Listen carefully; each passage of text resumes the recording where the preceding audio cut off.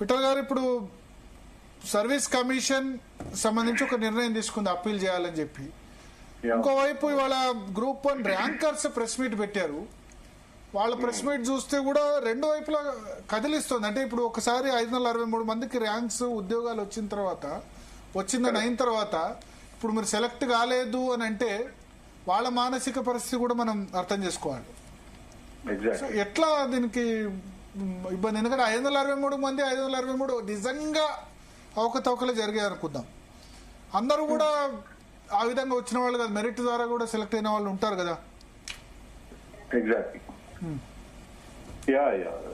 అంటే ఇప్పుడు తెలంగాణ రాష్ట్రం ఏర్పడిన తర్వాత ఇప్పటి వరకు కూడా గ్రూప్ 1 సెలక్షన్ అంటే ఒక్కసారైనా గ్రూప్ 1 సెలక్షన్ ఒక అధికారులను బ్యూరోక్రాట్స్ ఇవ్వకపోవడం అనేది తెలంగాణ రాష్ట్ర దురదృష్టం. అది పాపము నిరుద్యోగుల ఆవేదన అయితే వర్ణనాతీతం.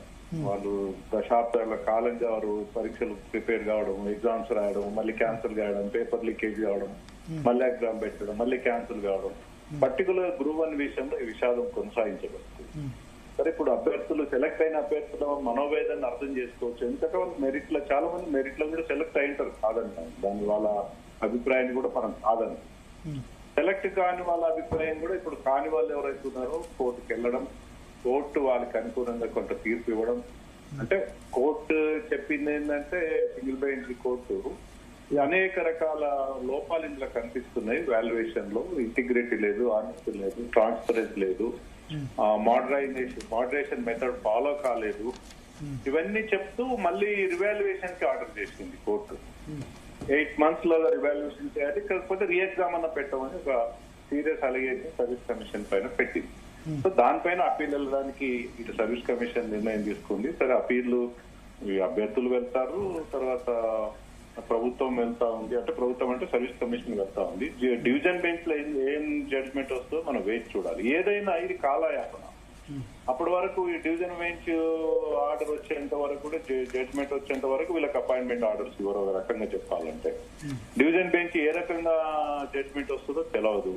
ఒకవేళ division bench single bench observation ని అప్హోల్డ్ చేసింది అనుకోండి, మళ్ళీ సర్వీస్ కమిషన్ ఏమంటుంది, సుప్రీంకోర్టుకి వెళ్తామంటే సుప్రీంకోర్టులో ఎన్ని సంవత్సరాలు పడుతుందో తెలియదు.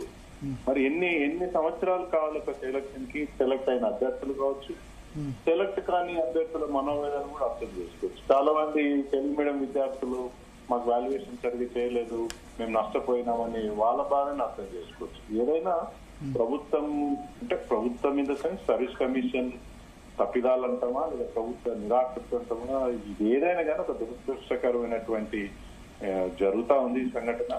ఇది ఎంతకాలం ఇది ఎక్కడికి క్వశ్చన్ మార్క్, ఎక్కడ ఫుల్ స్టాప్ అర్థం కావట్లేదు. భరతన్న ఆలోచించాలి. మీరు ఫోన్ లైన్ లో ఉండండి. మనతో పాటు సింధు గారు గ్రూప్ 1 లో ర్యాంక్ సాధించిన అభ్యర్థి. సింధు గారు, ఏంటి మీ వెర్షన్? ఇప్పుడు హైకోర్టు ఏమో చెప్పండి. నేను ర్యాంక్ సాధించిన అభ్యర్థి కాదండి.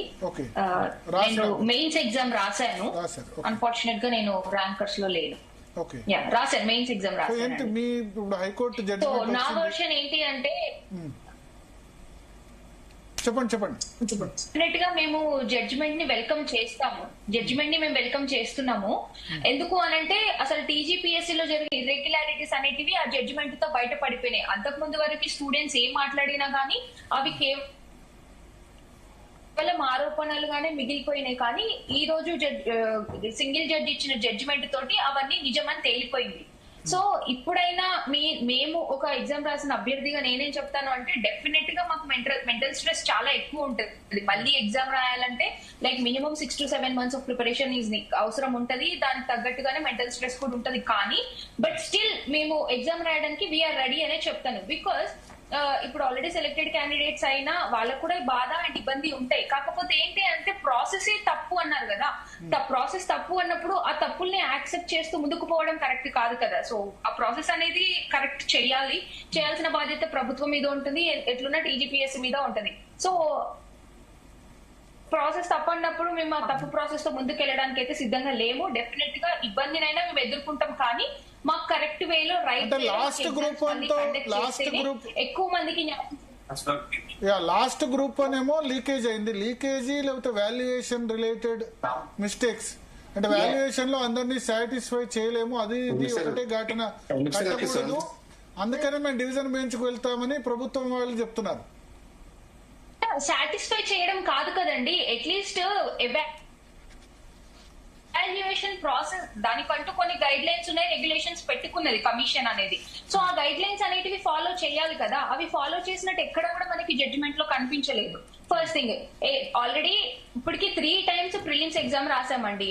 సో ఆల్రెడీ 2 times దెబ్బతిని ఉన్నారు స్టూడెంట్స్. సో ఇట్లాంటి మళ్ళీ మిస్టేక్స్ జరగకుండా కండక్ట్ చేయాల్సిన బాధ్యత అయితే ఖచ్చితంగా కమిషన్ దే కదా. కానీ అట్లా జరిగిందని తెలిసి కూడా మళ్ళీ ఇట్లాంటి ఇర్రెగ్యులారిటీస్ కి స్కోప్ ఎందుకు ఇచ్చింది కమిషన్ అనేది నా క్వశ్చన్. ఓకే, మనతో పాటు చరణ్ కౌశిక్ గారు ఉన్నారు స్టూడియోలో, అదేవిధంగా గెల్లు శ్రీనివాస్ యాదవ్ గారు బీఆర్ఎస్ విద్యార్థి విభాగం నేత కూడా జాయిన్ అయ్యారు. చరణ్ కౌశిక్ గారు ఏం చెప్తారు? ఇప్పుడు అశోక్ సార్ వెర్షన్ విన్నారు, క్యాండిడేట్స్ వెర్షన్ విన్నారు. ఒకటి, హైకోర్టు ప్రైమ్ ఆఫీసీగా ఆ ఎగ్జామ్ లో చాలా వాటిని ఫాలో కాలేదు, ట్రాన్స్పరెన్సీ లేదని జడ్జిమెంట్ లో చెప్పింది. సో ఇప్పుడు మీకు మంకు పట్టేందుకు మళ్ళీ ఎగ్జామ్ కండక్ట్ చేయడం, ఓన్లీ మెయిన్స్ ఎగ్జామ్ వరకు చేయొచ్చు కదా, లేదా రీవాల్యుయేట్ చేయడము? ఇక్కడ ప్రభుత్వాన్ని మీకు తెలుసు, టీజీపీఎస్ అనేది అటానమస్ బాడీ.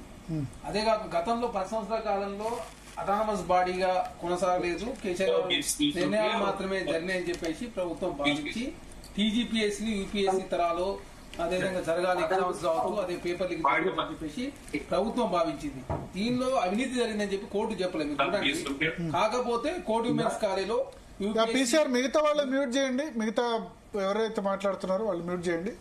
యూపీఎస్సీ సంబంధించి కోర్టు విమెన్స్ కాలేజీలో గతంలో అమ్మాయిలను అబ్బాయిలు అలౌడ్ చేసి ఈసారి అమ్మాయిలను ఎందుకు అలౌడ్ చేశారో అబ్బాయిని ఎందుకు పెట్టలేదు అనేది ఒకటి.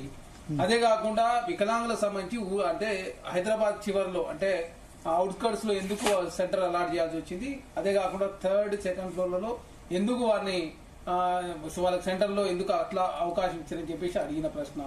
అదే కాకుండా తెలుగు మాధ్యమానికి సంబంధించి కావచ్చు, ఇంగ్లీష్ మాధ్యమానికి సంబంధించి కావచ్చు, ఉర్దూ 10 మంది రాస్తే అది ఎక్కువ మంది ఒకరు క్వాలిఫై అయ్యారు, వాళ్ళ పర్సెంటేజ్ ఎక్కువ ఉందని చెప్పి చాలా స్పష్టంగా కొన్ని కారణాలు చూపించిన మాట వాస్తవం. కాకపోతే ఇక్కడ అవినీతి జరిగిందని చెప్పేసి ఎక్కడో కోర్టు చెప్పలేదు. అదే కాకుండా ఇది సింగిల్ బెంచ్ ఇచ్చినటువంటి అదేవిధంగా జడ్జిమెంట్ కాబట్టి దీన్ని న్యాయ నిపుణులతో సంప్రదించిన తర్వాత టీజీపీఎస్సీ డబుల్ బెంచ్ కి పోవాలని చెప్పేసి ఒక నిర్ణయం తీసుకున్నారు.